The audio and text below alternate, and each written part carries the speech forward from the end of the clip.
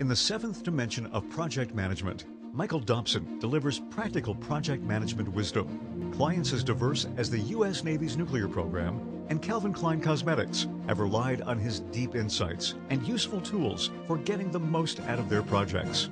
Now, here is Michael Dobson. I don't know if the American Movie Classics TV channel is ever going to put on a festival of great project management movies, but if they did, the obvious candidate would be Ron Howard's Apollo 13, the story of the real mission. Now, some of you remember the key scene in that movie. A bunch of engineers get brought into a conference room, and here comes the mission commander, Gene Kranz, played by Ed Harris, followed by Ron Howard's kid brother, who gets a part in all his movies, carrying a great big box. And they dump the box on a table, and it's just filled with junk. And Gene Kranz, the mission director, says, well, we've got a problem. We've got to shut down our command module. We've got to move the astronauts into the LEM, the lunar module. Unfortunately, that lunar module is only rated to keep 2 guys alive for a day and a half, and now we've got to put 3 guys in it for 4 days.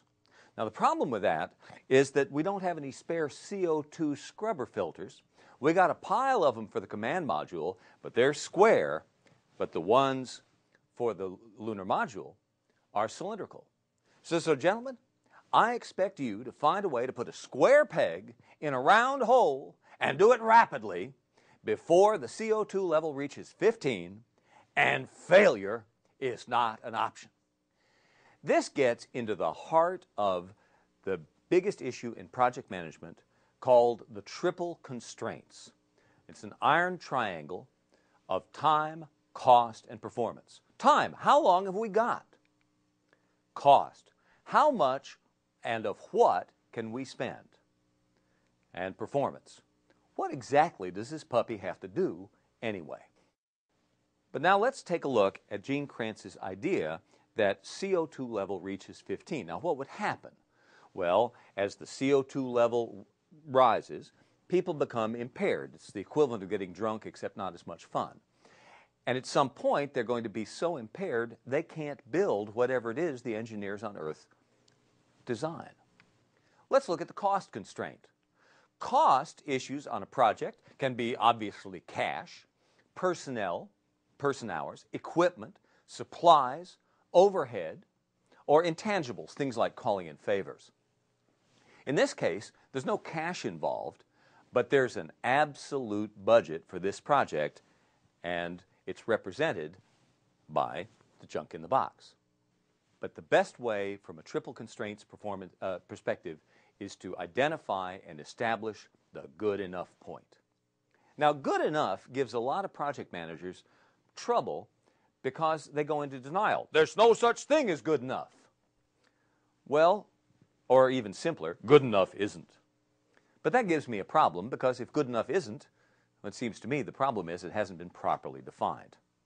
In a finite, constrained project environment, knowing where good enough is crucial. Some people identify quality as exceeding customer expectations. But if you don't know where the expectations are in the first place, how are you going to meet them, much less exceed them?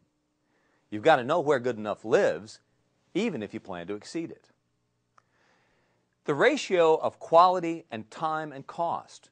Quality isn't always about performance. Sometimes quality is about time. You're being taken into the emergency room. What do you want to know? Well, yeah, we got a great doctor. He's on next Tuesday. No, you want somebody right now. Speed is quality. And when it comes to quality, people also are more interested a lot of times in value. That's the relationship of quality to price. If you pay a little enough for it, you may not care that it breaks down, but it's very expensive. You also expect it to last a long time. But I'll tell you, the best definition of quality with the triple constraints I've ever heard came from President Bill Clinton, who once observed, "It ain't dog food if the dog don't eat it." But when people say good enough isn't, what they really mean is that we say good enough in 2 different ways. We say good enough, fully satisfactory, nobody's applauding, but nobody's complaining. But we also say good enough with the hand gesture, which means barely adequate. That's the worst possible performance you can get away not calling failure. You need to know where that is, too. Exceeds expectations is the level above fully satisfactory. Below barely adequate comes failure. Below failure comes catastrophe. Failure takes down your project. Catastrophe takes other stuff down along with it. And at the highest level, outstanding, we're talking about what could be achieved, what's the best could be achieved under perfect conditions. But your opportunity as a project manager, the real source of hope and insight, is to identify and exploit the resource that is the weak constraint. That's risk and the triple constraints, the seventh dimension of project management.